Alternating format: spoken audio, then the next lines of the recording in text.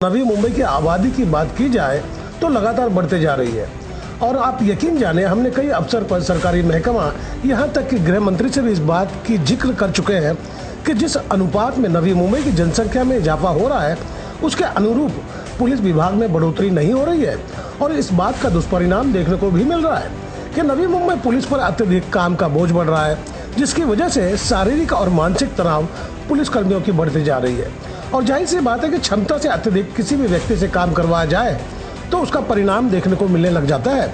इसका मतलब यह नहीं कि पुलिसकर्मी हाथ पर हाथ धरे बैठे हैं या वह काम करना बंद कर चुके हैं।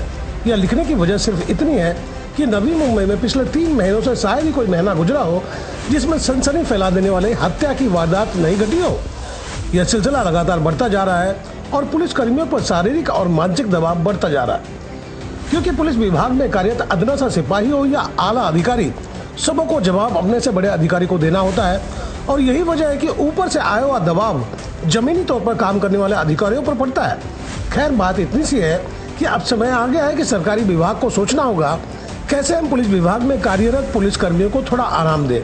हम मानते हैं कि पुलिस विभाग हाईटेक हो गए हैं, पर क्या उसके अनुरूप क्या हमारे पुलिसकर्मी को मानसिक दबाव या शारीरिक श्रम से कुछ राहत मिली है?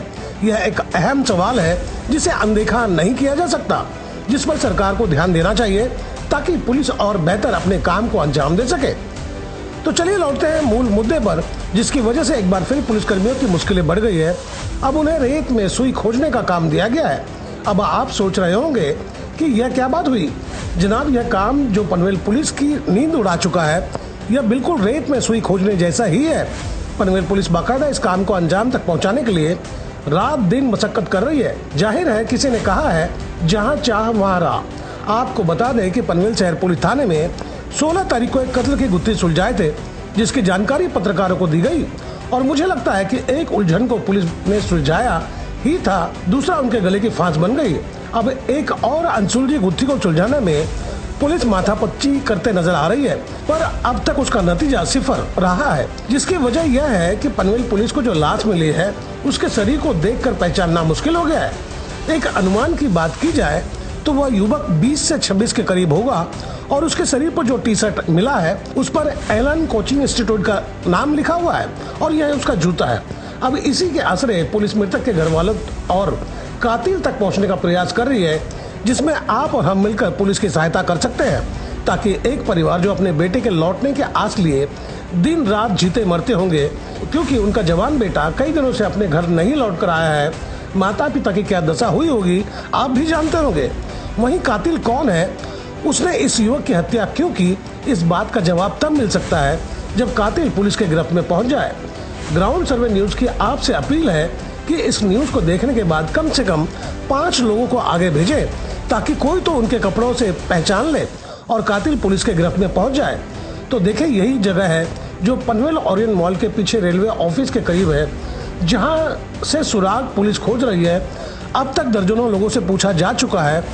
आपका थोड़ा सा प्रयास एक कातिल को सलाखों के पीछे पहुंचाने में मदद करेगा। उम्मीद है आप अपने समाज की गंदगी जो शहर में पसरते जा रही है उसे रोकने की मुहिम में शामिल होंगे। मैं आपको बताना चाहूँगा कि मैं फिलहाल इस वक्त पनवेल में मौजूद हूँ और 16 तारीख की घटना है, जहाँ पर एक अज्ञात युवक की लाश मिली है। हालांकि इस गुत्थी को सुलझाना मानो लोहे के चना चबाने के जैसा हो गया है पुलिस के लिए। तमाम खोजबीन के बाद अब तक पुलिस किसी नतीजे पर नहीं पहुंच पाई है कि मृतक युवक कौन है, उसे क्यों मौत के घाट उतारा गया और वो कहाँ का रहने वाला है। फिलहाल पनवेल शहर पुलिस थाने की अगर बात की जाए तो वो अब तक तफ्तीश कर रहे हैं। अब ऐसे में देखना होगा कि मृतक कौन है और उसे क्यों मौत के घाट उतारा गया है। सबसे बड़ी बात यह है कि जिस सुनसान जगह पर उसकी लाश मिली है वहां पर बिल्कुल समझिए कि एक जर्जर सी इमारत है और जिसके भीतर उसे मार कर फेंका गया, इस तरह का देखने पर महसूस होता है। लेकिन फिलहाल तफ्तीश की जा रही है।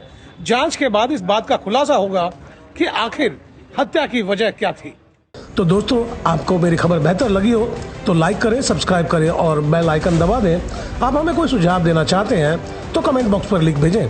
तो गोपाल साहब को दीजिए इजाजत। हम जल्द दूसरी खबर के साथ हाजिर होंगे।